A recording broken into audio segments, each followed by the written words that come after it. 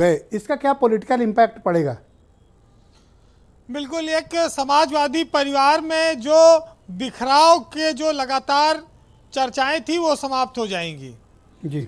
उत्तर प्रदेश की सियासत पर भी एक आज ये बड़ा घटनाक्रम है, क्योंकि ये जो बिखराव था, जो शिवपाल का अलग होना था, वो माना जाता था कि जो समाजवादी संघर्ष के प्रतीक हैं उसमें मुलायम के बाद सिर्फ शिवपाल यादव बचते हैं, जो ज़मीन से उठकर यहाँ तक आए हैं सियासत में, और आंदोलन करने की हिम्मत, लाठी खाने की ताकत, सरकारों से लड़ने का जो उनका जज्बा रहा है वो शिवपाल यादव में है। उनके नेतृत्व में समाजवादी पार्टी कुछ संघर्ष कर सकती है बड़ा।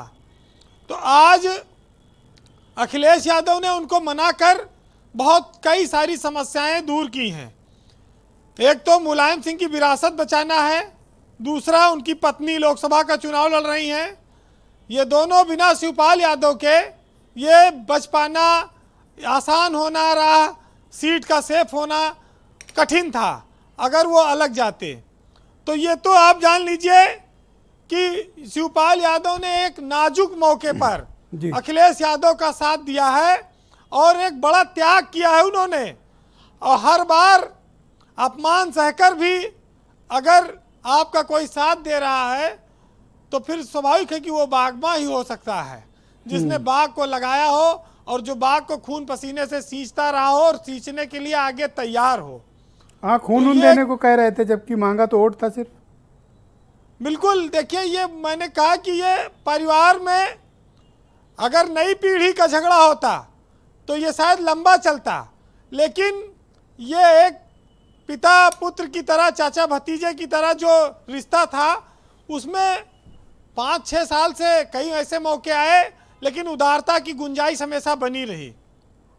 एक वक्त आया कि समाजवादी पार्टी ने कहा कि शिवपाल की सदस्यता रद्द करने के लिए याचिका दाखिल की जाएगी। हालांकि बाद में वो फैसला वापस ले लिया गया था, क्योंकि शिवपाल यादव उस समय योगी सरकार द्वारा बुलाए गए विशेष अधिवेशन में पहुंचे थे और बड़ी किरकिरी हुई थी उसमें अखिलेश यादव की। कई ऐसे मौके आए। ब्रजेश जी, एक मामला आया जब राष्ट्रपति चुनाव का, तो वहाँ पर शिवपाल यादव गए उस भोज में, रात्रि भोज में, जिसमें द्रौपदी मुर्मू आई थी, लेकिन उसमें एक नेता और गए थे, ओम प्रकाश राजभर भी गए थे। हालांकि वो जाना उनका पता नहीं लगा, बाद में लोगों को पता चल पाया। अभी ये बड़ी लड़ाई झगड़ा हो रही थी दोनों लोगों में। होटल में छुप के ओवैसी और ओम प्रकाश राजभर गले मिले थे, तब वो वीडियो बाहर आया लोगों का। बड़ी दोस्ती हुई, फिर उन्होंने ही शिवपाल यादव से ओवैसी की दोस्ती कराई ओम प्रकाश राजभर ने। अब वो एक टाइम गले मिल रहे थे, आज एक दूसरे के ऊपर कीचड़ फेंक रहे हैं। चुनाव खत्म, मामला अलग हो गया। आप देखिए कि आज का जो चुनाव है, क्या बीजेपी डिंपल यादव को फ्री हैंड दे रही है? क्या उनको आसानी से जीतने देगी? 6 मंत्री लगाए हैं उसने और पूरी ताकत वो झोंकेगी। मुख्यमंत्री योगी आदित्यनाथ वहां पर खुद जनसभा करने जा रहे हैं डिंपल के खिलाफ। तो बीजेपी कोई कसर नहीं छोड़ेगी सीट को जीतने के लिए। अगर शिवपाल साथ में आते तो फिर मैनपुरी में बड़ा मुश्किल होती। लोग चर्चा शुरू कर दिए थे इस बात की। अब तो वहाँ पर पति विधायक है मैनपुरी से, चाचा भी वहीं से विधायक हैं, तो डिंपल यादव के लिए तो राह थोड़ी आसान हुई होगी। लेकिन पिछले 6 सालों में शिवपाल यादव ने काफ़ी, परिवार के लिहाज से देखा जाए तो अपमान झेला।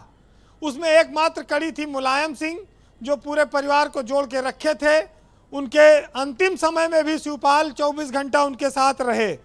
तो भाई के प्रति उनका एक अथाह प्रेम था, और वो प्रेम आज फिर उस त्याग के लिए तैयार हुआ। देखिए, ये लड़ाई खतौली रामपुर की से बजाय मैनपुरी पर ज़्यादा फोकस है, और पूरे प्रदेश की भी निगाह इस पर है। आज ओम प्रकाश राजभर भी चुनाव लड़ रहे हैं। कभी वो अखिलेश यादव के साथ रहे, कभी बीजेपी के भी साथ रहे। सबको अपनी पार्टी बढ़ाने का अवसर मिलना चाहिए। शिवपाल यादव ने भी अपनी पार्टी बनाई, लेकिन आज उन्होंने अपने बहू की खातिर उसको त्याग कर दिया।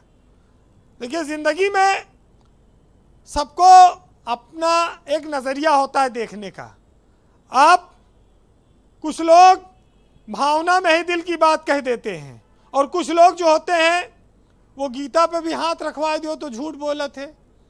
इस देश में बड़े विचित्र विचित्र स्थितियां नहीं, राजनीति में, सियासत में। अगर कोई दूसरे दल में है तो वो दागी है, अपने साथ आते ही वो संत बन जाता है, उसका चरित्र बहुत उत्तम हो जाता है। तो ये सारी चीज़ें अभी आपने देखा कि कैसे ओम प्रकाश राजभर की पार्टी और ओवैसी की पार्टी लड़ रही है, जहाँ हालांकि दोनों को अपना अपना चुनाव के समय इनके गले मिलते हुए भी लोगों ने देखा है। तो कौन, जब राष्ट्रपति का भोज हुआ वहाँ भोजन भी लिया लोगों ने। जी बीरेन जी, तो कुल मिलाकर बातें कई सारी हैं। जी कंक्लूड करें। लेकिन आज कुमार विश्वास का एक शेर सुनिएगा जो त्याग, बलिदान, परिवार, इन सब चीज़ों पर बड़ा मौजू है। उन्होंने लिखा है कि बहुत बिखरा बहुत टूटा, थपेड़े सह नहीं पाया, हवाओं के इशारे पर मगर मैं बह नहीं पाया। अधूरा अनसुना ही रह गया यूं प्यार का किस्सा, कभी तुम सुन नहीं पाए, कभी मैं कह नहीं पाया। बहुत शुक्रिया बीरेन जी, बहुत बहुत धन्यवाद। कार्यक्रम को आगे बढ़ाते हैं और मेरे साथ मनोज काका मौजूद हैं, समाजवादी पार्टी के प्रवक्ता।